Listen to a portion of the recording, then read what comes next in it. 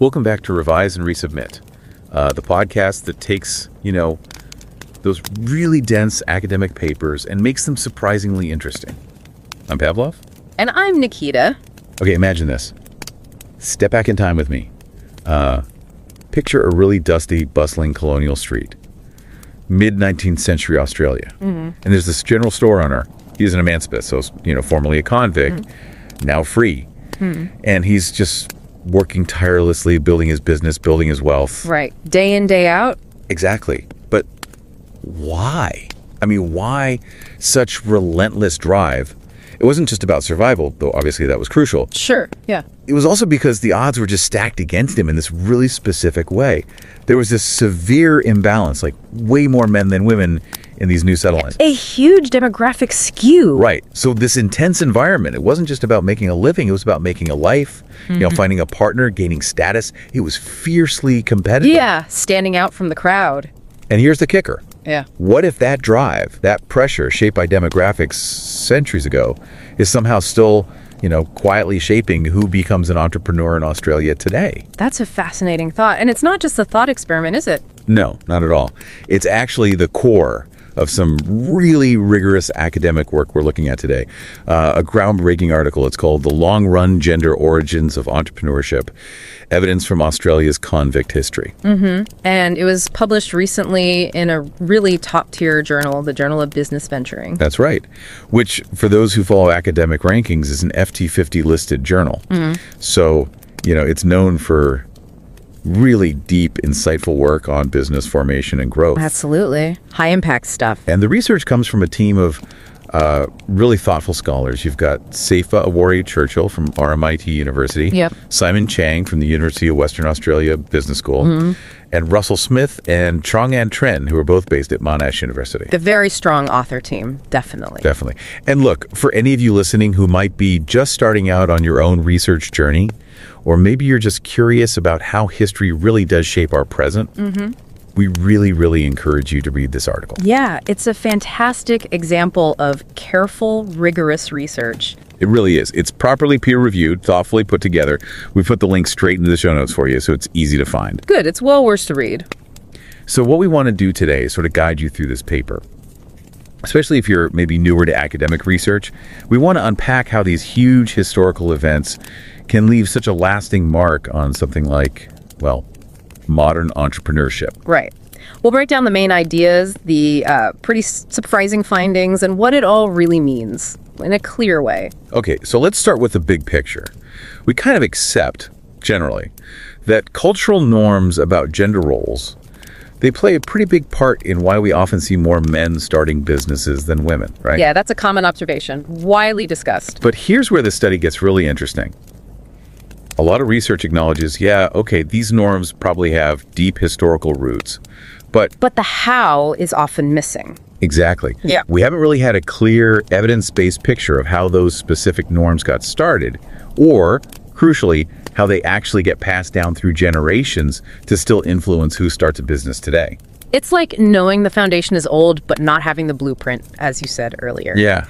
And that's a critical gap, isn't it? It really is, because if, reducing the gender gap in entrepreneurship is a major policy goal around the world, which it is, then understanding these historical roots and the actual ways they persist, well, that's step one. Right. You need to know the cause before you can treat the symptom, so to speak. Precisely. And we've seen it in other fields, haven't we? Economics, sociology. They've shown how events from way back can still shape how people think and act today.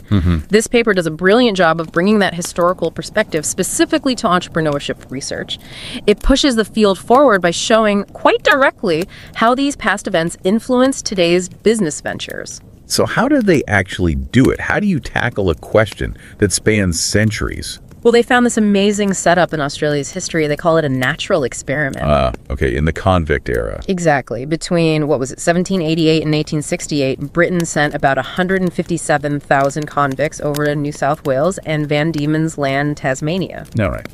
A huge number of people. A huge number. And the crucial part for this study is the gender breakdown. Yeah, you mentioned that earlier. It was overwhelmingly male, wasn't it? Overwhelmingly. Roughly 85% men.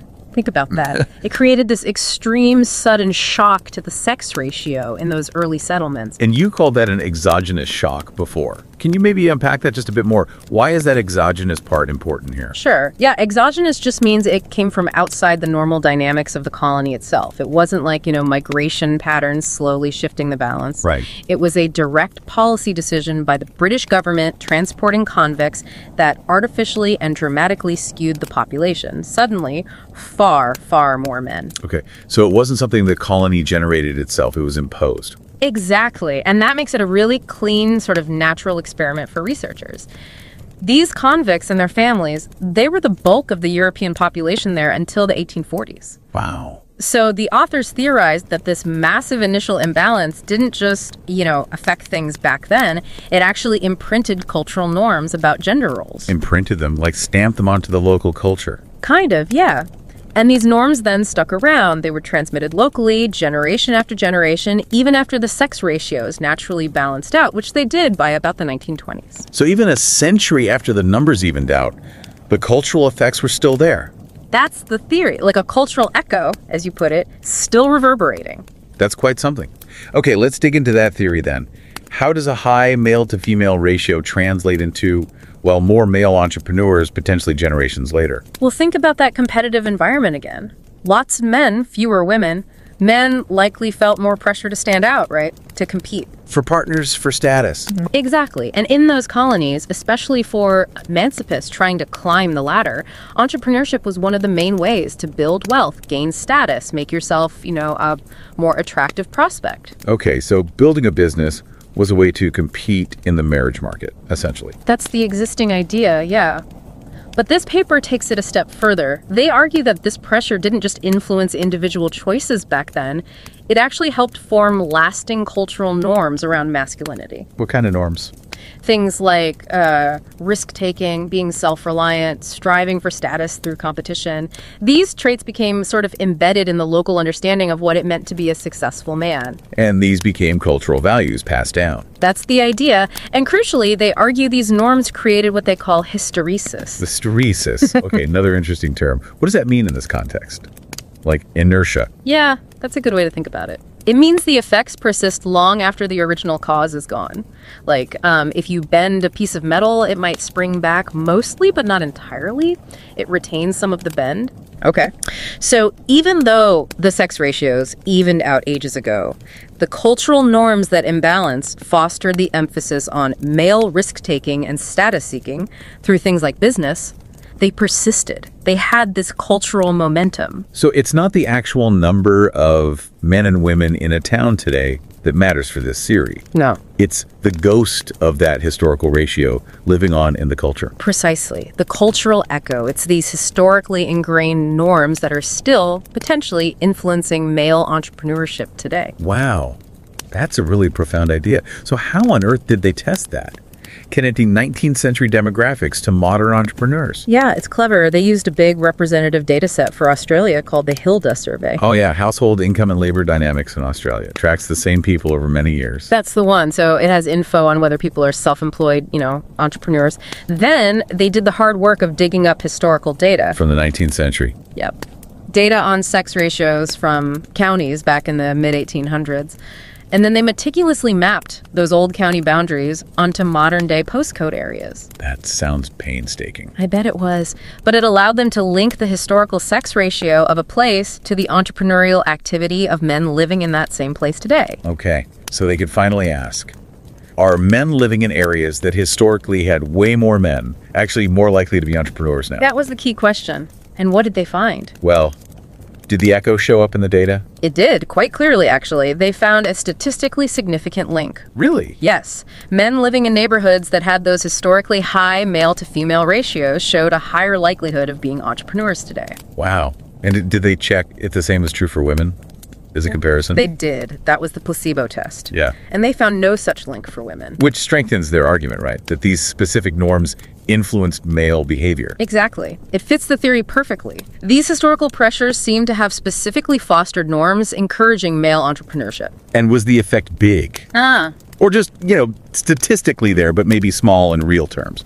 No, it was pretty substantial. They found that one standard deviation increase in that historical sex ratio, basically, a significant jump in how skewed it was towards men back then. Yeah. Correlated with somewhere between a 1.8% and a 4.3% increase in male opportunity entrepreneurship today. Opportunity entrepreneurship. So starting businesses out of ambition, not just necessity. Right. So that historical imbalance seems to be linked to a noticeable boost, maybe around 2 to 4%, in men proactively starting ventures today in those areas. That's not trivial when you scale it up across the population. Definitely not. Okay, so the link is there. But how? How do norms from the 1800s actually survive and get passed down to influence someone today? That's the really fascinating part for me. It is, and the paper digs into this, suggesting 3 main pathways for how this cultural transmission happens. Okay, what's the first one? The first is pretty intuitive within families. Makes sense. Kids learn values, norms, ways of seeing the world from parents, grandparents, through stories, through observation, just growing up in that environment. And the research found evidence for this. The effect of those historical sex ratios on entrepreneurship was stronger for men whose families had been in Australia for a long time, deep roots going back towards that settlement era. Right. And especially if the family had a tradition of telling historical stories, about their ancestors, about the past. So like grandpa telling tales about great-great-grandpa the prospector and the shopkeeper, that actually matter. It seems to. It suggests those vertical transmission values pass directly down the family line. Those dinner table stories weren't just stories, they were reinforcing cultural scripts. Wow. Okay, what's the second pathway? The second one is through schools. Right, education. Yeah. Think about local history lessons, field trips to, say, old convict sites, even just the playground culture, the interactions with peers who've absorbed similar local norms. The study found that men who remembered learning about Australian history in school, and especially those who had stronger knowledge of that history, well, they showed a stronger link between the historical sex ratio of their area and their own tendency towards entrepreneurship. So schools act as amplifiers in a way. Yeah. Reinforcing the local culture. Seems like it. They help embed those norms from a younger age. Okay, families, schools. What's the third pathway? The third one is what they call shared remembrance. Shared remembrance, like collective memory. Exactly. Think about physical things. Monuments, memorials, museums, historical plaques, and public rituals too, like Anzac Day services. Okay. These things act as constant, visible reminders of the past, reinforcing collective memory and the cultural significance attached to it. So how did they measure that? They looked at postcodes again, and they found the effect of historical sex ratios was stronger in areas that had things like UNESCO-listed convict sites or colonial-era memorials. Got it. Even things like war memorials, which often commemorate values seen as traditionally masculine, like bravery, sacrifice, self-reliance. Those seem to strengthen the link, too. So the landscape itself, the monuments we walk past, they're kind of silently teaching these old norms. That's the idea. They keep the collective memory and the values embedded in it alive and relevant. Even participating in events like ANZ's Day ceremonies showed a connection. It's quite pervasive then, family, school, public spaces.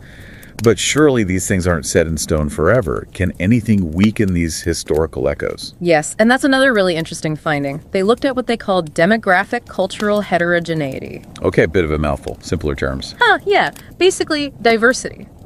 Areas with more ethnic diversity or higher rates of people moving in from other places. In those areas, the effect of the historical sex ratio on male entrepreneurship today was less pronounced. It was weaker. So new people bring new norms. Exactly. New populations arrive with their own cultural values, their own histories, and that tends to dilute the influence of those deeply embedded, very localized historical norms passed down from the convict era. So the echoes can fade if the environment changes enough. It suggests they can, yeah. While the norms are powerful and persistent, they're not totally immutable. Diversity acts as a kind of counterweight. This is all so incredibly insightful. Because it's not just saying men are more likely to be entrepreneurs. It's finding a specific historical reason why in some places. Precisely. It moves beyond just observation to identify a potential causal root, centuries deep. So what's the big takeaway then? The so what for us today? especially thinking about policy or maybe someone listening who wants to start a business? Well, I think it fundamentally reshapes how we should think about the gender gap in entrepreneurship. It shows these historical, cultural norms aren't just potential barriers for women, which is often the focus. Right. They can also act as a subtle catalyst or encouragement for male entrepreneurship. It's not necessarily a bad thing that men are encouraged, but it's a specific gendered effect with deep roots. Okay, so it's a two-sided coin. Exactly. And because these roots are so deep, so culturally embedded, it suggests that simple, single policies probably won't be enough to level the playing field. We need something more Yeah. multifaceted. Yes, multi-pronged approaches seem essential. Policies that tackle those transmission pathways we talked about. Like what specifically? What could policymakers actually do based on this? Well, think about education, early childhood education, schools. You could design entrepreneurship programs that actively challenge traditional gender roles right from the start. Highlighting female role models, maybe? Absolutely. Showcasing successful female entrepreneurs, incorporating lessons on gender equity explicitly. That could help dismantle stereotypes before they fully take root. Okay, that makes sense. What else? Beyond schools, you need targeted support for female entrepreneurs to counteract those historical headwinds. Things like better access to capital, especially low-cost capital. Funding is always a big one. And robust mentoring programs, strong networking opportunities specifically for women, things that help build the social capital that might have historically flowed more easily to men in some contexts. Right. And what about policies that affect family life? That's critical too. Adapting things like paid parental leave so it works better for self-employed people and particularly supports self-employed women could be huge.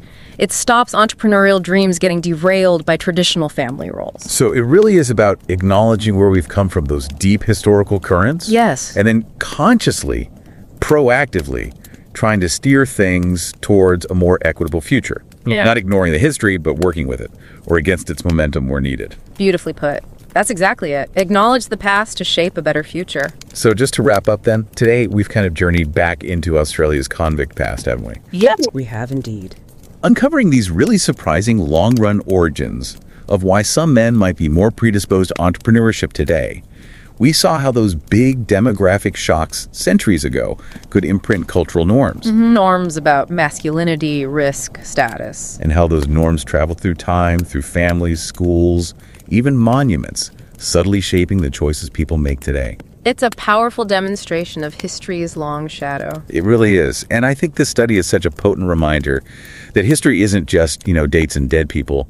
It's a living force. It's still shaping our attitudes, our behaviors, our economic lives, often in ways we don't even consciously realize. Absolutely. The echoes are all around us if we listen closely. So, maybe as you go about your week, a final thought for you listening. Just consider what seemingly distant historical events, what demographic shifts or cultural moments from the past might be quietly influencing the choices and opportunities right here in your own community, or maybe even in your own life. What other echoes of the past are still shaping our present, just waiting for us to uncover them? And don't forget to subscribe to Revise and Resubmit on Spotify and Apple Podcasts. Until next time, keep those minds curious, keep questioning, and keep revising and resubmitting.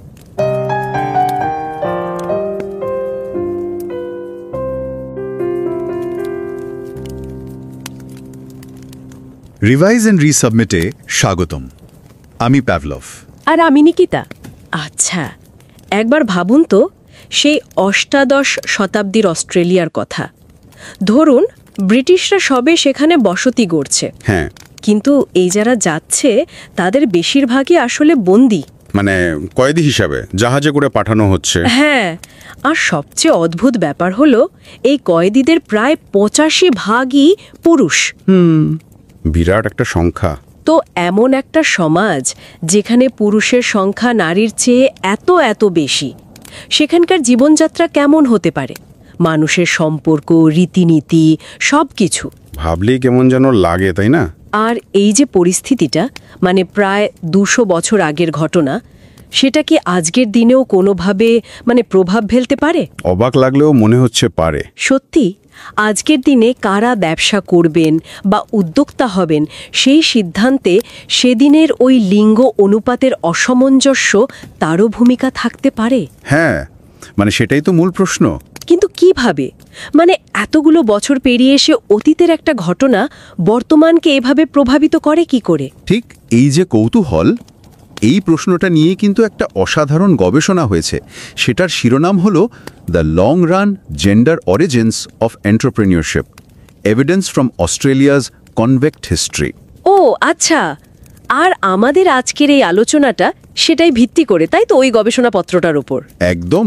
আর এটা তো প্রকাশিত হয়েছে খুব নামকরা একটা জার্নালে, journal of business venturing, তাই না? হ্যাঁ হ্যাঁ, এটা খুব প্রতিষ্ঠিত একটা জার্নাল। ফাইন্যান্সিয়াল টাইমসের যে টপ 50 বিজনেস জার্নালের লিস্ট আছে, মানে FT50, এটা তার মধ্যে পড়ে। বাহ। আর এর লেখকরা কারা? এর লেখকরা হলেন শেফা আওয়ারি চার্চিল, উনি অস্ট্রেলিয়ার RMIT ইউনিভার্সিটিতে আছেন, Simon Chang university of western অস্ট্রেলিয়াতে, রাসেল স্মিথ মোনাশ ইউনিভার্সিটিতে, আর থ্রং আন থ্রেন, উনিও মোনাশ ইউনিভার্সিটিতে। সবাই অস্ট্রেলিয়ার গবেষক। আচ্ছা। তবে এখানে একটা কথা বলে রাখা ভালো, আমাদের এই আলোচনাটা কিন্তু মূল গবেষণার খুবই সংক্ষিপ্ত একটা সার। যারা পুরো বিষয়টা মানে একদম বিস্তারিত জানতে আগ্রহী, তাদের আমরা বলবো প্লিজ সময় করে এই অসাধারণ আর খুব কঠোরভাবে পিয়ার রিভিউ হওয়া লেখাটা পড়ে দেখুন। হ্যাঁ, লিঙ্কটা তো আমরা শো নোটসে দিয়েই দিচ্ছি। অবশ্যই। আর আমার মনে হয় এই কাজটা বিশেষ করে যারা গবেষণা জগতে নতুন পা রাখছেন বা হয়তো নিজেরা গবেষণা শুরু করার কথা ভাবছেন, তাদের জন্য এটা দারুণ একটা অনুপ্রেরণা হতে পারে। ঠিক, আজকের আলোচনায় আমরা সেটাই চেষ্টা করব, মানে গবেষণাটার মূল কথাগুলো সহজ করে বলতে। দেখব যে কিভাবে গবেষকরা অতীতের আপাতবিচ্ছিন্ন ঘটনা আর আজকের দিনের আচরণের মধ্যে একটা যোগসূত্র খুঁজে বের করেন। এটা কিন্তু গবেষণার শুরুর দিকে শেখার জন্য খুব ইন্টারেস্টিং একটা ব্যাপার। অবশ্যই। তাহলে শুরু করা যাক। কি নিয়ে এই গবেষণাটা? আমরা তো মোটামুটি জানি যে সমাজে লিঙ্গ নিয়ে যে ধারণাগুলো চলে আসছে, মানে জেন্ডার নর্মস, সেগুলো কে উদ্যোক্তা হবেন বা হবেন না এই সিদ্ধান্তে বেশ প্রভাব ফেলে। হ্যাঁ, এটা তো দেখাই যায়। সারা পৃথিবীতেই নারী উদ্যোক্তার সংখ্যা পুরুষের চেয়ে কম। এর একটা কারণ তো এটাই বলা হয়। ঠিক, কিন্তু প্রশ্নটা হলো এই যে ধারণাগুলো, মানে কোন লিঙ্গের মানুষের কেমন হওয়া উচিত বা সমাজে তাদের ভূমিকাটা কি, এগুলো ঐতিহাসিকভাবে তৈরি হলো কিভাবে? কোথা থেকে এলো এগুলো? আর তার চেয়েও বড় প্রশ্ন হলো কেন এগুলো এত সহজে বদলায় না? কেন যুগের পর যুগ, এমনকি শত শত বছর ধরেও টিকে থাকে? এখানেই তো আসল চ্যালেঞ্জটা, তাই না? শুধু বর্তমানের ছবিটা দেখা নয়, একদমের গোড়ায় যাওয়া। একদম ঠিক ধরেছেন। এই গবেষণাটা ঠিক এই গভীরের প্রশ্নগুলোতে আলো ফেলার চেষ্টা করেছে। কারণ যদি আমরা উদ্যোক্তা ক্ষেত্রের লিঙ্গ বৈষম্য সত্যি সত্যি কমাতে চাই, তাহলে এই ঐতিহাসিক কারণগুলো বোঝাটা খুব জরুরি। ইতিহাস তো শুধু গল্প নয়, অনেক বছর আগের ঘটনাও কিন্তু আজকের দিনের সামাজিক বা অর্থনৈতিক ফলাফলকে, আমাদের সিদ্ধান্তগুলোকে প্রভাবিত করতে পারে। আর এই গবেষণায় অস্ট্রেলিয়ার ওই কয়েদি পাঠানোর ইতিহাসকে একটা দারুণ জিনিস হিসেবে ব্যবহার করা হয়েছে। গবেষকরা এটাকে বলছেন প্রাকৃতিক পরীক্ষা বা ন্যাচারাল এক্সপেরিমেন্ট। প্রাকৃতিক পরীক্ষা শব্দটা ইন্টারেস্টিং লাগছে, মানে প্রকৃতি নিজেই যেন একটা ল্যাবরেটরি বানিয়ে দিয়েছে। ব্যাপারটা একটু সহজ করে বলবেন, বিশেষ করে যারা এই শব্দটা প্রথমবার শুনছেন? হ্যাঁ, নিশ্চয়ই। প্রাকৃতিক পরীক্ষা হলো ধরুন ইতিহাসের এমন একটা ঘটনা বা কোনো নীতি পরিবর্তন, যার ফলে সমাজের একটা অংশ অন্য অংশের চেয়ে বেশ আলাদা একটা পরিস্থিতির মধ্যে দিয়ে যায়। এটা কিন্তু কোনো গবেষক ইচ্ছে করে তৈরি করেন না, ইতিহাস বা প্রকৃতি এই পরিস্থিতিটা তৈরি করে দেয়। ও আচ্ছা। যেমন অস্ট্রেলিয়ার ক্ষেত্রে হলো, ব্রিটিশরা যখন কয়েদি পাঠালো, তারা তো পরিকল্পনা করে পাঠায়নি যে আচ্ছা অমুক জায়গায় শুধু পুরুষ পাঠাবো আর তমুক জায়গায় নারী পুরুষ সমান রাখবো। না, তা তো নয়। তারা কয়েদিদের পাঠিয়েছিল মূলত কোথায় কেমন শ্রমিকের দরকার সেই চাহিদা অনুযায়ী। কিন্তু যেহেতু বেশিরভাগ কয়েদি পুরুষ ছিল, সেই 85%, হ্যাঁ সেই 85%, তাই স্বাভাবিকভাবেই কিছু অঞ্চলে পুরুষের অনুপাত অন্য অঞ্চলের চেয়ে অনেক বেশি হয়ে গিয়েছিল। এই যে অঞ্চলভেদে নারী পুরুষের অনুপাতে একটা ঐতিহাসিক পার্থক্য তৈরি হলো অনিচ্ছাকৃতভাবে, এটাই গবেষকদের জন্য একটা প্রাকৃতিক পরীক্ষার সুযোগ তৈরি করে দিল। আচ্ছা আচ্ছা, এবার ধরতে পারছি। মানে তারা দেখতে চাইলেন যে এলাকাগুলোতে অতীতে পুরুষের সংখ্যা অস্বাভাবিক বেশি ছিল, সেখানে আজকের দিনে মানুষের উদ্যোক্তা হওয়ার মানসিকতায় কোনো তফাৎ দেখা যায় কিনা। একদম। ইতিহাসের একটা ঘটনা অনিচ্ছাকৃতভাবে দুটো ভিন্ন পরিস্থিতি তৈরি করল, যা আজকের দিনে তুলনা করে দেখা যাচ্ছে। কিন্তু এর পেছনের তত্ত্বটা কি? মানে কেন এমন হবে? অতীতে পুরুষের সংখ্যা বেশি থাকলে আজকের দিনেও পুরুষরা বেশি উদ্যোক্তা হতে চাইবেন কেন? গবেষণাটার মূল তত্ত্ব বা হাইপোথেসিসটা হলো এরকম। অস্ট্রেলিয়ার ওই কয়েদি যুগে, মানে ধরুন 1788 থেকে 1868 সাল পর্যন্ত, যখন কিছু অঞ্চলে পুরুষের সংখ্যা নারীর তুলনায় অনেক বেশি ছিল, তখন সেখানে একটা বিশেষ সামাজিক পরিস্থিতি তৈরি হয়েছিল। ভাবুন, খুব কম সংখ্যক নারীর জন্য অনেক বেশি পুরুষ, ফলে পুরুষদের মধ্যে একটা প্রতিযোগিতা বেড়ে যায়। সঙ্গীর জন্য প্রতিযোগিতা। শুধু সঙ্গীর জন্য নয়, মানে সমাজে নিজেকে প্রতিষ্ঠা করার জন্য অর্থনৈতিকভাবে আকর্ষণীয় হয়ে ওঠাটা তখন একজন পুরুষের জন্য খুব গুরুত্বপূর্ণ হয়ে দাঁড়ায়। আর তখনকার অস্ট্রেলিয়ায় বিশেষ করে যারা প্রাক্তন কয়েদিই ছিলেন, তাদের জন্য তো সমাজে উন্নতি করার পথ খুব বেশি খোলা ছিল না। ভালো চাকরি বা অন্য পেশার সুযোগ ছিল খুবই সীমিত। ঠিক। এই অবস্থায় নিজের পায়ে দাঁড়ানোর জন্য, নিজের একটা পরিচিতি তৈরি করার জন্য ব্যবসা শুরু করা বা উদ্যোক্তা হওয়াটা ছিল অন্যতম সেরা একটা উপায়। মানে এটা ছিল অর্থনৈতিক সচ্ছলতা আর সামাজিক মর্যাদা দুটোই পাওয়ার একটা পথ। তার মানে অনেকটা নিজেকে প্রমাণ করার তাগিদ, একটা টিকে থাকার লড়াই। সেখান থেকেই পুরুষরা ব্যবসার দিকে বেশি ঝুঁকেছিল। হ্যাঁ, তত্ত্বটা সেরকমই বলছে। আর শুধু তাই নয়, এই যে পরিস্থিতিটা, মানে পুরুষের সংখ্যাধিক্যের কারণে তৈরি হওয়া প্রতিযোগিতা, এটা শুধু তখনকার অর্থনৈতিক আচরণকেই প্রভাবিত করেনি, এটা ধীরে ধীরে ওই অঞ্চলের সংস্কৃতিতে পুরুষত্বের ধারণা বা ম্যাসকুলিনিটির সঙ্গে মিশে গেছে। পুরুষত্বের ধারণা মানে ধরুন ঝুঁকি নেওয়ার মানসিকতা, আত্মনির্ভরশীল হওয়া, কঠোর পরিশ্রম করা, প্রতিযোগিতামূলক মনোভাব, এই গুণগুলো পুরুষদের জন্য কাঙ্ক্ষিত বা আদর্শ বলে বিবেচিত হতে শুরু করে। সমাজ এগুলোকে বাহবা দিতে থাকে।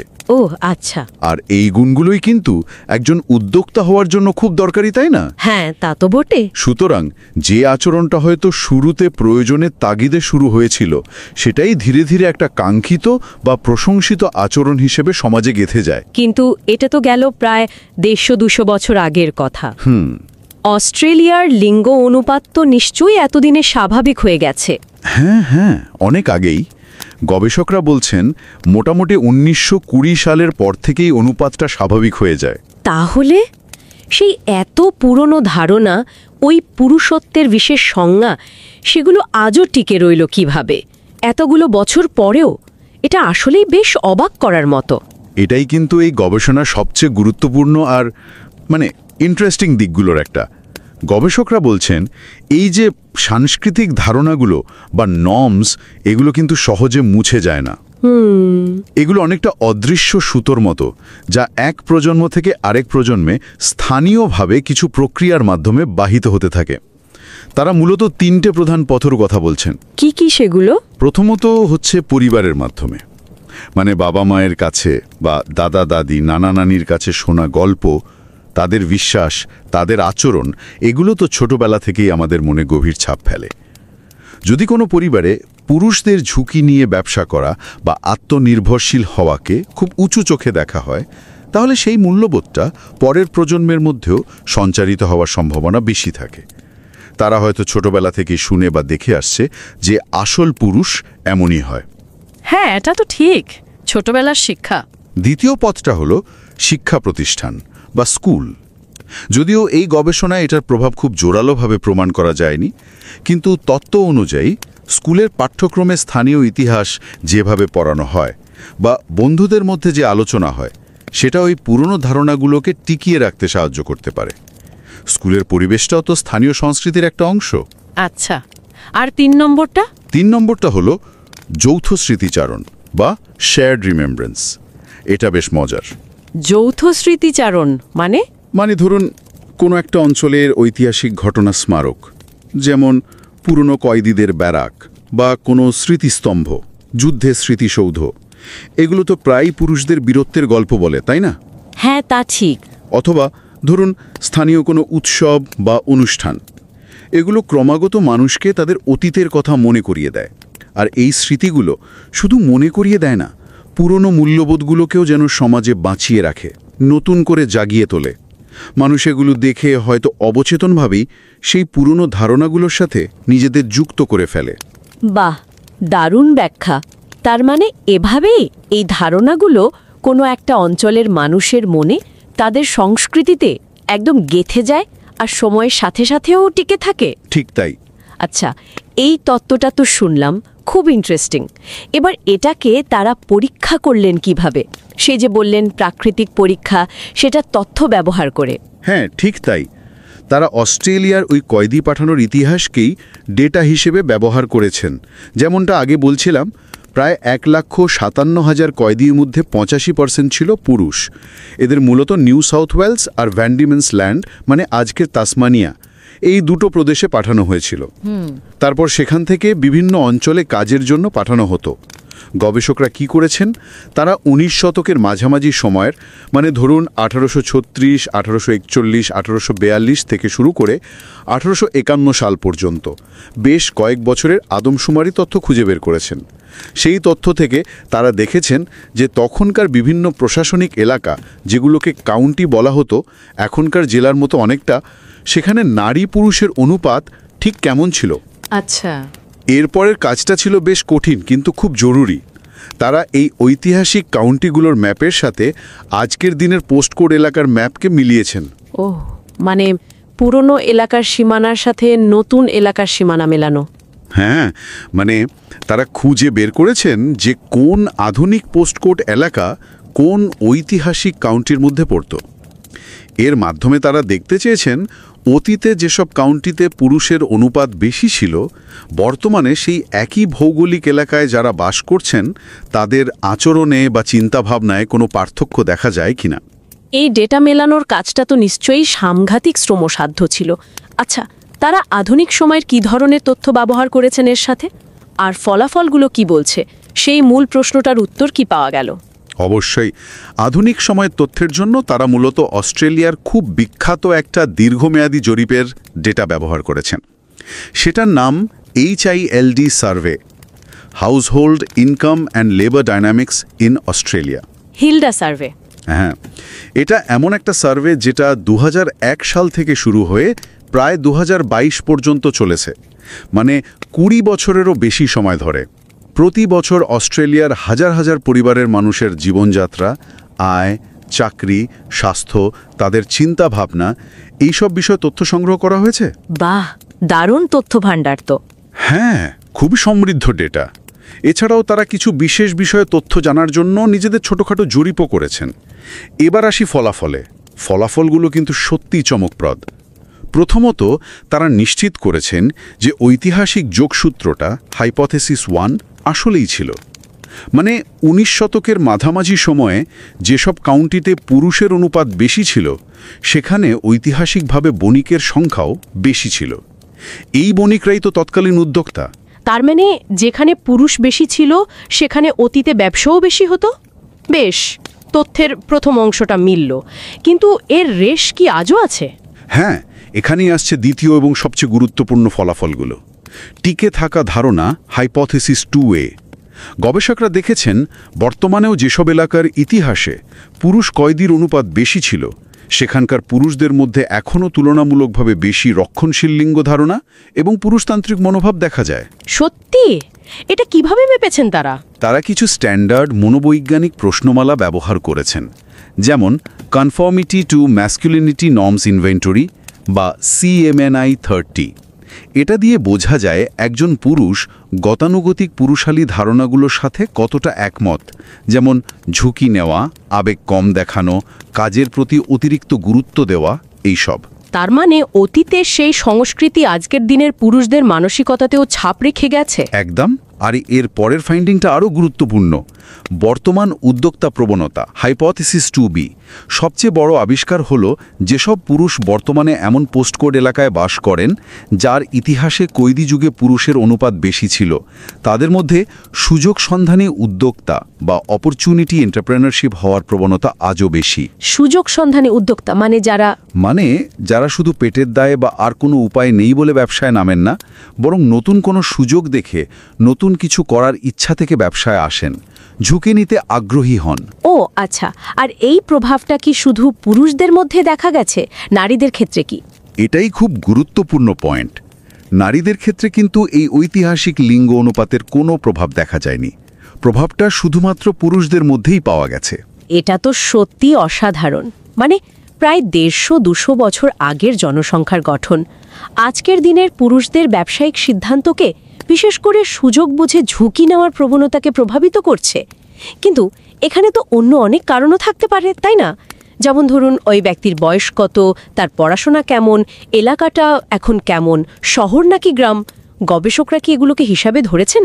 খুব ভালো প্রশ্ন, আর এটাই কিন্তু একটা ভালো গবেষণার পরিচয়।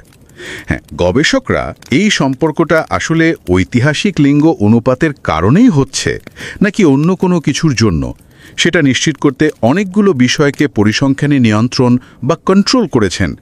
যেমন ব্যক্তির বয়স, শিক্ষা স্তর, সে বিবাহিত কিনা, সে অস্ট্রেলিয়ায় জন্মেছে কিনা, তার পূর্বপুরুষ কয়েদি ছিলেন কিনা। শুধু তাই নয়, ওই এলাকার বর্তমান লিঙ্গ অনুপাত কত, এলাকাটা শহর নাকি গ্রাম, সেখানকার মানুষের গড় আয় কত, জাতিগত বৈচিত্র্য কেমন, এমনকি এলাকার ভৌগোলিক বৈশিষ্ট্যগুলো, যেমন মাটি উর্বর কিনা, খনিজ সম্পদ আছে কিনা, বৃষ্টিপাত কেমন হয়, উপকূল থেকে কত দূরে। এই সব কিছু নিয়ন্ত্রণের পরেও তারা দেখেছেন যে ঐতিহাসিক লিঙ্গ অনুপাতের প্রভাবটা পুরুষদের সুযোগ সন্ধি, উদ্যোক্তা হওয়ার ক্ষেত্রে স্পষ্ট এবং স্ট্যাটিস্টিক্যালি সিগনিফিক্যান্ট। তার মানে সম্পর্কটা বেশ জোরালো এবং অন্যান্য ফ্যাক্টর দিয়ে ব্যাখ্যা করা যাচ্ছে না। আচ্ছা, ওই যে বলছিলেন ধারণাগুলো পরিবার বা যৌথ স্মৃতির মাধ্যমে বাহিত হয়, সেটারও কি কোনো প্রমাণ মিলেছে ডেটায়? হ্যাঁ, সেটারও কিছু ইঙ্গিত পাওয়া গেছে। যেমন তারা দেখেছেন ঐতিহাসিক লিঙ্গ অনুপাতের এই প্রভাবটা সেই সব পুরুষদের মধ্যে বেশি শক্তিশালী যাদের পূর্বপুরুষ অস্ট্রেলিয়ার আদিবসতি স্থাপনকারী বা কয়েদি ছিলেন, অথবা যাদের পরিবারে পুরনো দিনের গল্প বলার চল আছে। এটা পারিবারিক সূত্রে প্রবাহের দিকেই ইঙ্গিত করে।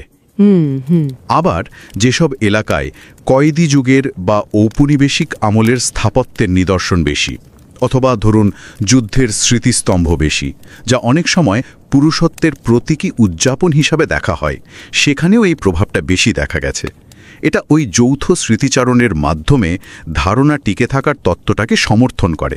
আচ্ছা, তবে যেমনটা আগেও বলেছিলাম, স্কুলের মাধ্যমে প্রভাবের প্রমাণটাই গবেষণায় ততটা জোরালো পাওয়া যায়নি। আরেকটা বিষয়ে খুব জানতে ইচ্ছে করছে। আজকাল তো অস্ট্রেলিয়ায় অনেক অভিবাসী বাস করেন, বিভিন্ন দেশ থেকে, বিভিন্ন সংস্কৃতি থেকে মানুষ গিয়ে সেখানে থাকছেন। তো যেসব এলাকায় এখন এরকম জাতিগত বৈচিত্র্য বেশি বা বাইরে থেকে আসা মানুষের সংখ্যা বেশি, সেখানে কি এই ঐতিহাসিক প্রভাবটা একটু কমে আসে? মানে নতুন সংস্কৃতি কি পুরনোটাকে কিছুটা হলেও দুর্বল করে দেয়? একদম ঠিক পয়েন্ট ধরেছেন, এবং গবেষণায় ঠিক এটাই দেখা গেছে। হাইপোথিসিস 6 সমর্থিত। যেসব এলাকায় বর্তমানে জাতিগত বৈচিত্র্য বেশি বা বাইরে থেকে আসা অভিবাসীর সংখ্যা বেশি, সেখানে ঐতিহাসিক লিঙ্গ অনুপাতের এই প্রভাবটা তুলনামূলকভাবে কম। ও তাই? হ্যাঁ, এর একটা সম্ভাব্য কারণ হতে পারে নতুন যারা আসছেন তারা তো তাদের নিজস্ব সাংস্কৃতিক ধারণা নিয়ে আসছেন। তারা হয়তো ওই অঞ্চলের পুরনো স্থানীয় ঐতিহাসিক ধারণাগুলোর সাথে ততটা পরিচিত নন বা প্রভাবিত নন। ফলে বিভিন্ন সংস্কৃতির এই মিশ্রণটা পুরনো স্থানীয় ধারণাগুলোর প্রভাবকে কিছুটা হলেও হয়তো ফিকে করে দেয়। পুরো বিষয়টা শোনার পর মনে হচ্ছে ইতিহাসের এই প্রভাবটা তো সাংঘাতিক গভীর আর দীর্ঘস্থায়ী। আচ্ছা, এই পুরো আলোচনা থেকে বিশেষ করে যারা নতুন গবেষণা শুরু করছেন বা ধরুন যারা ব্যবসার নীতি নির্ধারণ করেন, তাদের জন্য মূল শিক্ষণীয় বিষয়গুলো কি কি হতে পারে? আমার মনে হয় বেশ কয়েকটা গুরুত্বপূর্ণ বিষয় এখানে উঠে এসেছে, যা নতুন গবেষকদের জন্য খুবই প্রাসঙ্গিক হতে পারে।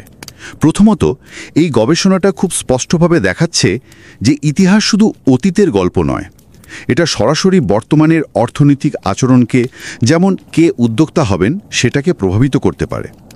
তাই যে কোনো সামাজিক বা অর্থনৈতিক সমস্যা নিয়ে গবেষণা করার সময় তার ঐতিহাসিক প্রেক্ষাপটটাকেও বিবেচনায় নেওয়াটা কতটা জরুরি, সেটা এই কাজটা চোখে আঙুল দিয়ে দেখিয়ে দেয়।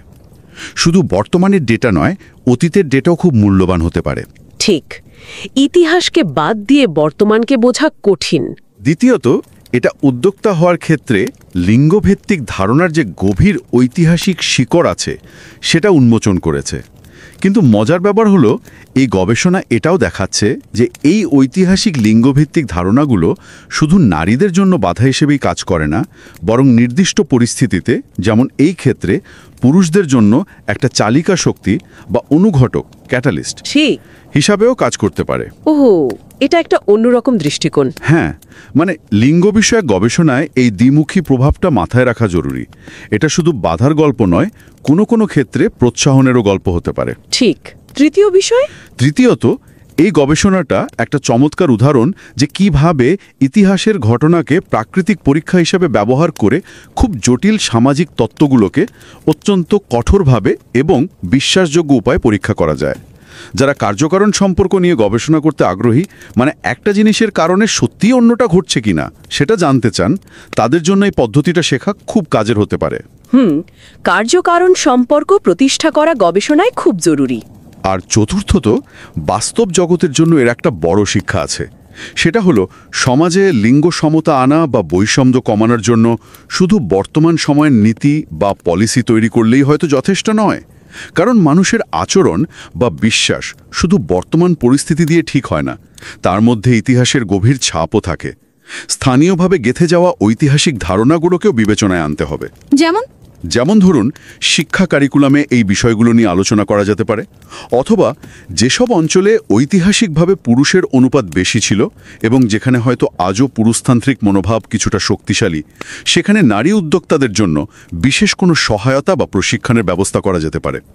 এই গবেষণাটা মনে করিয়ে দেয় যে সাংস্কৃতিক ধারণাগুলো খুব ধীরে বদলায় এবং এগুলো অঞ্চলভেদে ভিন্ন হতে পারে।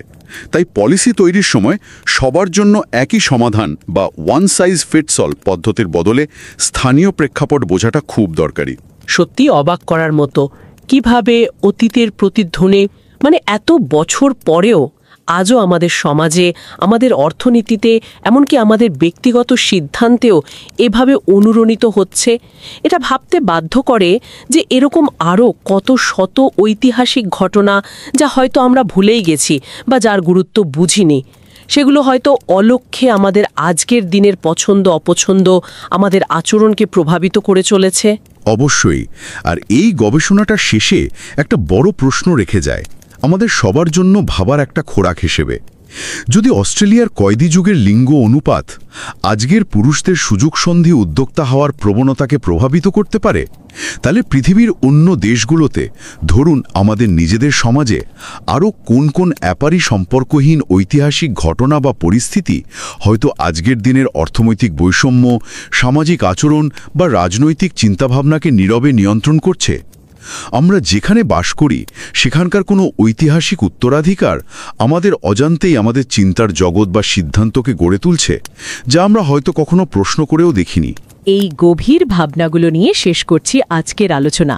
আর আবারও মনে করিয়ে দিচ্ছি, যারা এই অসাধারণ গবেষণাটির পদ্ধতি, তথ্য বিশ্লেষণ এবং আরও সূক্ষ্ম বিষয়গুলো সম্পর্কে বিস্তারিত জানতে চান, তাদের জন্য সম্পূর্ণ পিয়ার রিভিউ হওয়া প্রবন্ধটির লিঙ্ক শো নোটসে দেওয়া আছে। সেটা পড়লে শুধু এই বিষয়টি সম্পর্কেই নয়, বরং কিভাবে একটা মানসম্পন্ন একাডেমিক গবেষণা করতে হয় সে সম্পর্কেও অনেক গভীর ধারণা পাওয়া যাবে।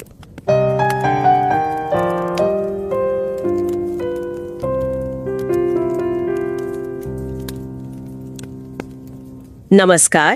रिवाइज एंड रीसबमिट में आपका स्वागत है। मैं हूं पावलोव और मैं हूं निकिता। सोचिए, 19वीं सदी का ऑस्ट्रेलिया, एक ऐसी जगह जहां पुरुषों की संख्या महिलाओं से कहीं ज्यादा थी। कल्पना कीजिए एक ऐसे नौजवान की जिसे अभी अभी सजा से मुक्ति मिली है। वो अपना रुतबा बनाना चाहता है, शायद शादी करना चाहता है, लेकिन समाज में ऊपर उठने के रास्ते बहुत कम हैं। ऐसे में वो क्या करता है?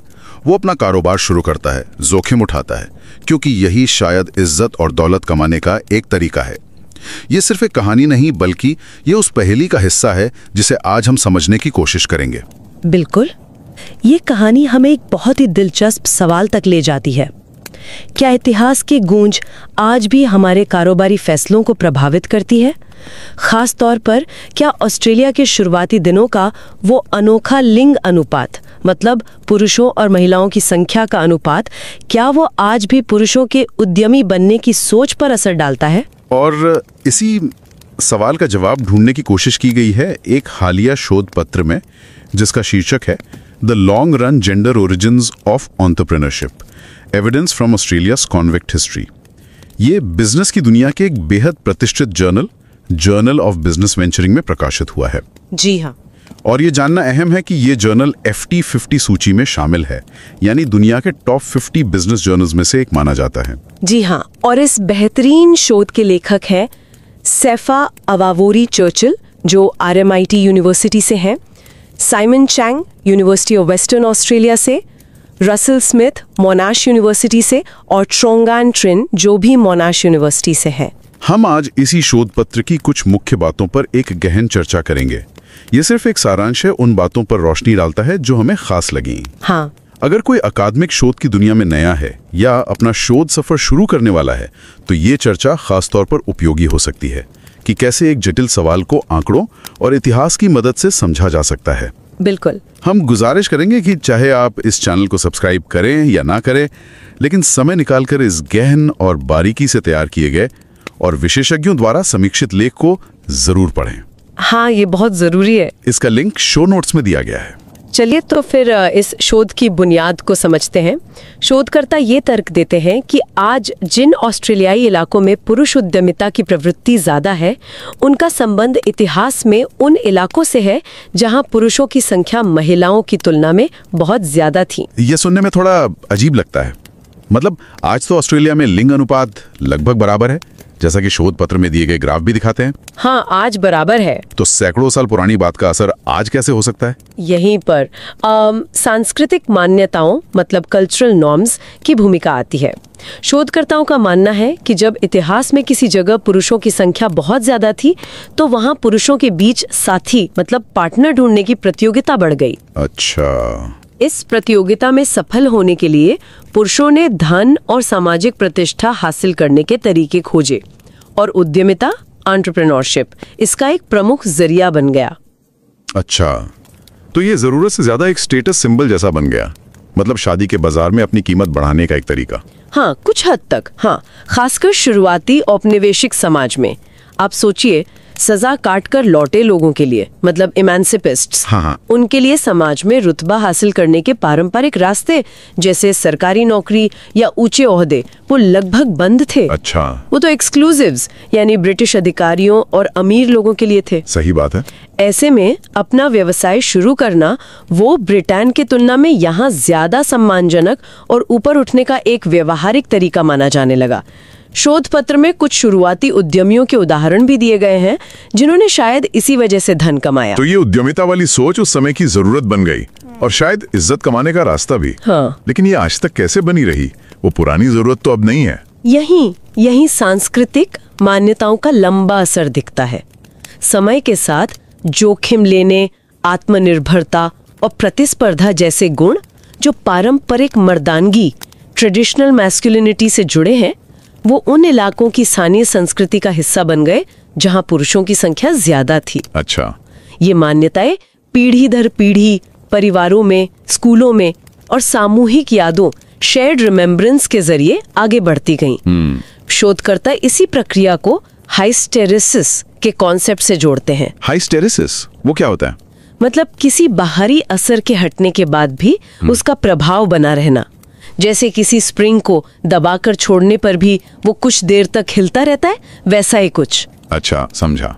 वो पुरानी वजह लिंग अनुपात का असंतुलन तो खत्म हो गई, लेकिन उसका असर यानी उद्यमिता को मर्दानगी से जोड़ना वो संस्कृति में बना रहा। ये बाकी कमाल की बात है। मतलब इतिहास की एक खास परिस्थिति ने ऐसी गहरी छाप छोड़ी कि लिंग अनुपात सामान्य होने के सदियों बाद भी उसका असर दिख रहा है। हाँ, बिल्कुल। लेकिन क्या इसका कोई ठोस सबूत है?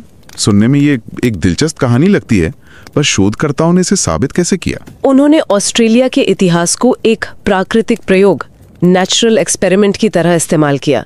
देखिए, 1788 से 1868 के बीच ब्रिटेन ने लगभग 1,57,000 कैदियों को न्यू साउथ वेल्स और वैन डीमंस लैंड भेजा। वैन डीमंस लैंड मतलब बाद में तस्मानिया। हाँ, वही तस्मानिया।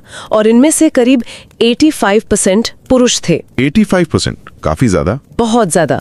और अहम बात यह है कि इन कैदियों को उनकी जरूरत के हिसाब से अलग अलग इलाकों में काम करने के लिए भेजा गया, जिससे क्या हुआ कि अलग अलग जगहों पर लिंग अनुपात में भारी अंतर पैदा हो गया। मतलब ये जानबूझकर नहीं किया गया था। आज के डेटा से इसकी तुलना की, ये जानना दिलचस्प होगा कि उन्होंने ये कनेक्शन कैसे जोड़ा, खासकर इतने लंबे समय के बाद। बिल्कुल। उन्होंने ऑस्ट्रेलिया के एक बड़े और विश्वसनीय घरेलू सर्वे का इस्तेमाल किया, HILD सर्वे। HILD मतलब household income and labour dynamics in Australia. जी हाँ, वही।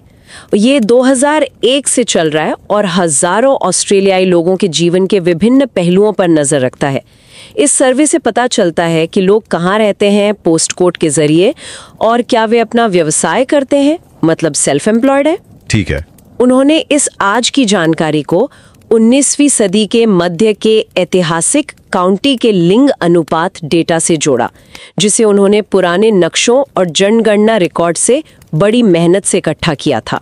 काफी मेहनत का काम रहा होगा। यकीनन। और नतीजा क्या निकला? क्या वाकई उन पुराने इलाकों का जहां पुरुषों की संख्या ज्यादा थी, आज के पुरुष उद्यमियों से कोई संबंध मिला? हाँ, नतीजे काफी स्पष्ट और ध्यान खींचने वाले थे। पहला, उन्होंने पाया कि 19वीं सदी में भी जिन इलाकों में लिंग अनुपात ज्यादा था, यानी ज्यादा पुरुष थे, वहां पुरुष व्यापारी, मर्चेंट्स, जिन्हें उस समय के उद्यमी माना गया, उनकी संख्या वाकई ज्यादा थी। अच्छा, आंकड़ों में दिखाइए। हाँ, आंकड़े बताते हैं कि जहां पुरुषों की संख्या महिलाओं की तुलना में ज्यादा थी, वहां व्यापारियों की संख्या में अच्छी खासी बढ़ोतरी देखने को मिली। ठीक है, ये तो उस समय की बात हुई जो तर्क के मुताबिक फिट बैठता है, लेकिन सबसे बड़ा सवाल तो ये है कि क्या इसका असर आज भी है, इतने सालों बाद? आज के लिए भी नतीजे स्पष्ट थे। जिन इलाकों में ऐतिहासिक रूप से, मतलब 19वीं सदी में लिंग अनुपात ज्यादा था, वहां आज भी पुरुषों में अवसर आधारित उद्यमिता, अपॉर्चुनिटी एंटरप्रेन्योरशिप की प्रवृत्ति ज्यादा पाई गई। अच्छा। शोध पत्र के अनुसार ऐतिहासिक लिंग अनुपात में बढ़ोतरी आज पुरुषों में अवसर आधारित उद्यमिता की संभावना को थोड़ा बढ़ा देती है। और दिलचस्प बात यह है कि महिलाओं की उद्यमिता पर इसका कोई असर नहीं दिखा। कोई असर नहीं? नहीं, ये आंकड़ों में साफ नजर आया। ये अवसर आधारित उद्यमिता, अपॉर्चुनिटी एंटरप्रेन्योरशिप, ये क्या है? इसे थोड़ा और समझाएंगे, खासकर उन लोगों के लिए जो बिजनेस या इकोनॉमिक्स की शब्दावली से ज्यादा परिचित नहीं है। हाँ जरूर, ये उन लोगों के लिए इस्तेमाल होता है जो मजबूरी में नहीं बल्कि कोई अवसर देखकर अपना व्यवसाय शुरू करते हैं। अच्छा, मतलब चॉइस से? हाँ, एक तरह से।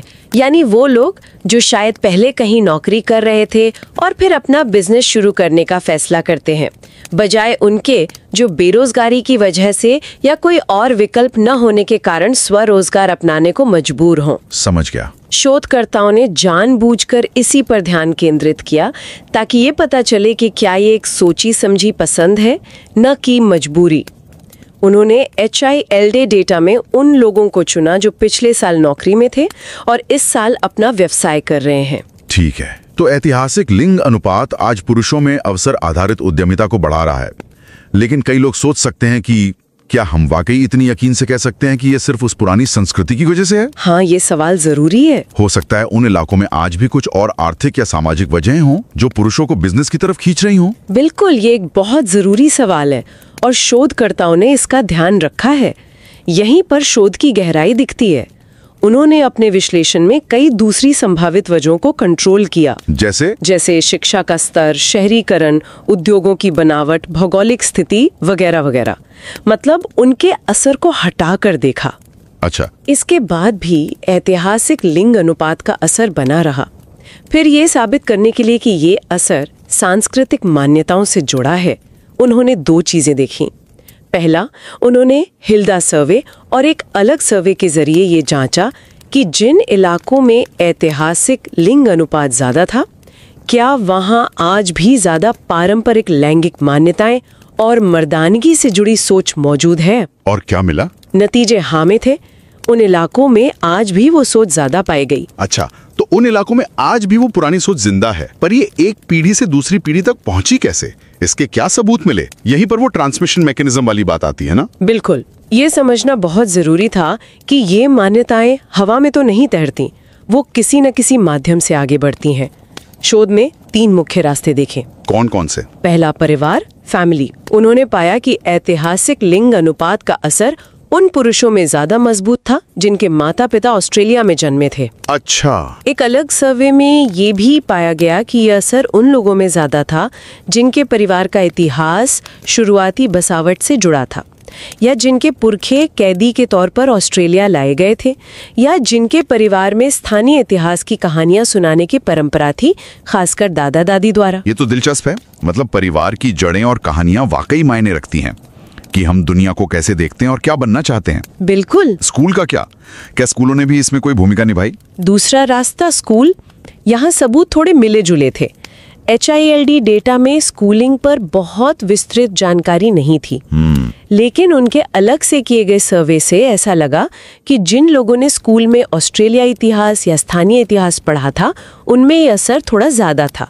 जिन लोगों को इतिहास की ज्यादा जानकारी थी, जैसा कि एक क्विज के नतीजों से पता चला, उनमें भी ये संबंध मजबूत था। तो शायद स्कूल भी एक भूमिका निभाते हैं, लेकिन परिवार जितना स्पष्ट असर यहाँ नहीं दिखा। हाँ, ऐसा कह सकते हैं। और तीसरा रास्ता, सामूहिक यादें। ये कैसे काम करता है? सुनने में थोड़ा अमूर्त लगता है। तीसरा रास्ता, शेयर्ड रिमेम्बरेंस या सामूहिक यादें। ये बहुत दिलचस्प है। इसका मतलब है वो चीजें जो समाज मिलकर याद रखता है और जिनसे एक साझा पहचान बनती है। जैसे? शोधकर्ताओं ने पाया कि ऐतिहासिक लिंग अनुपात का असर उन इलाकों में ज्यादा मजबूत था जहां कैदियों के समय की यूनेस्को लिस्टेड साइट्स हैं, या औपनिवेशिक काल के स्मारक हैं, या फिर युद्ध स्मारक हैं। वो मेमोरियल्स। हाँ। जो लोग इन ऐतिहासिक स्थलों पर जाते हैं या एंजाक डे जैसे राष्ट्रीय कार्यक्रमों में हिस्सा लेते हैं, उनमें भी यह संबंध ज्यादा मजबूत दिखा। एंजाक डे? हाँ, ये दिखाता है कि इतिहास सिर्फ किताबों में नहीं बल्कि हमारे आसपास की जगहों और परंपराओं में भी जिंदा रहता है और हमारी सोच को प्रभावित करता है। ये एंजाक डे का कनेक्शन थोड़ा और समझाएंगी? एंजाक तो प्रथम विश्व युद्ध से जुड़ा है, उसका कैदियों के दौर से क्या लेना देना। देखिए, शोध पत्र बताता है कि एएनजेड गाथा वो लेजेंड है जो युद्ध में ऑस्ट्रेलियाई सैनिकों के बलिदान, साहस और मर्दानगी से जुड़ी है। उसे ऑस्ट्रेलिया में मर्दानगी के आदर्श का एक प्रमुख प्रतीक माना जाता है। हाँ, ये तो है। शोधकर्ता तर्क देते हैं कि इस राष्ट्रीय पहचान की जड़ें शायद कैदियों के दौर की उन्हीं मर्दाना मान्यताओं से जुड़ी हो सकती हैं। जैसे आत्मनिर्भरता, मुश्किलों का सामना करना। हाँ, वही सब, जिन्हें बाद में राष्ट्रीय स्तर पर अपना लिया गया। युद्ध स्मारक और एएनजेड दिवस जैसी चीजें अनजाने में उन पुरानी मान्यताओं को सामूहिक स्मृति में जिंदा रखती हैं। ये एक अलग ही नजरिया है। एक और सवाल मन में आ रहा है। आजकल दुनिया बहुत बदल गई है। लोग एक जगह से दूसरी जगह बहुत जाते हैं। अलग अलग संस्कृति के लोग एक साथ रहते हैं, खासकर शहरों में। हाँ, बिल्कुल। क्या इसका कोई असर पड़ता है? क्या ये पुरानी मान्यताएं इन बदलावों से कमजोर पड़ती हैं? हाँ, बिल्कुल। ये एक अहम पहलू है जिसे शोधकर्ताओं ने परखा।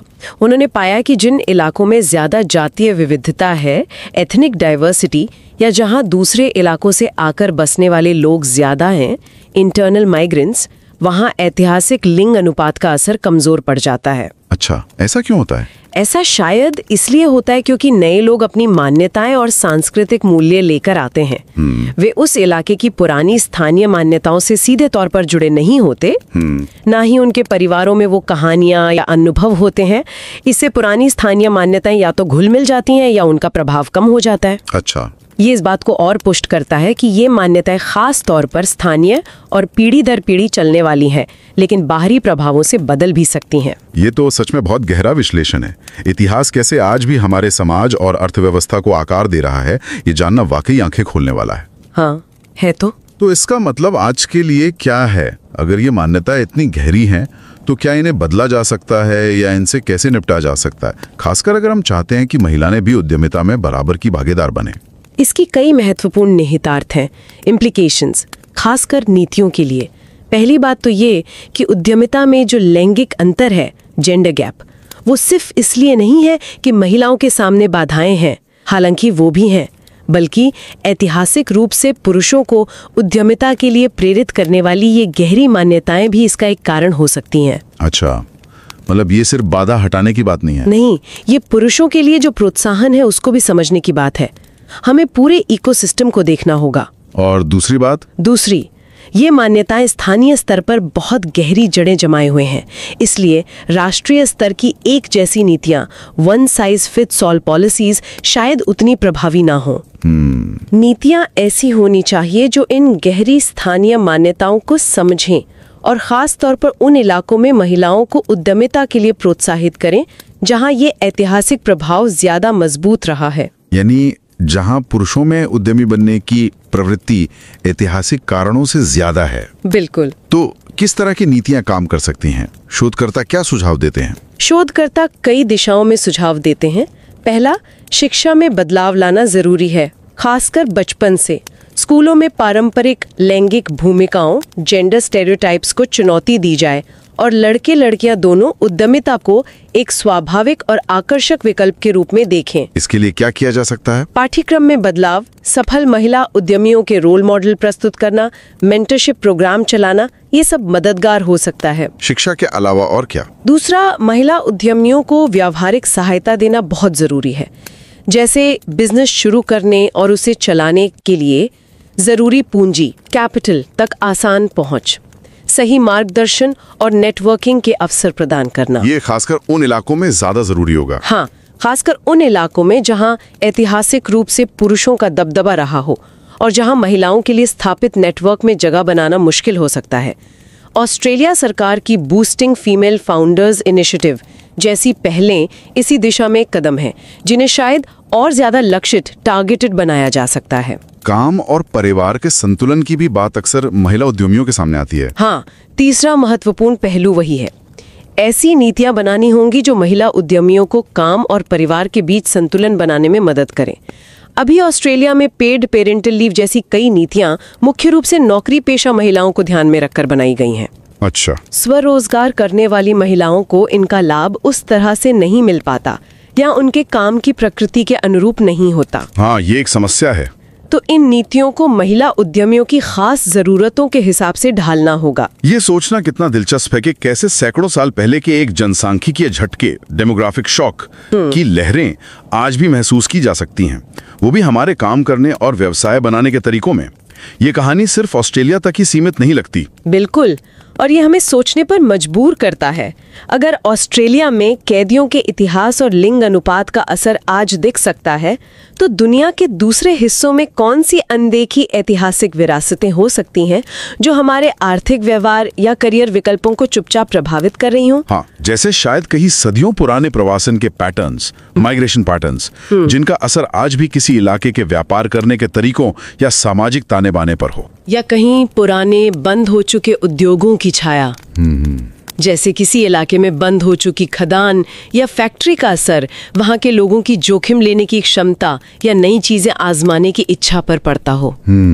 या जैसा कि इस शोध पत्र की साहित्य समीक्षा में भी इशारा किया गया है, कहीं हजारों साल पुरानी खेती की पद्धतियां, एग्रीकल्चरल प्रैक्टिसेस, जिनका असर आज भी समाज में लैंगिक भूमिकाओं, जेंडर रूल्स पर दिखता हो।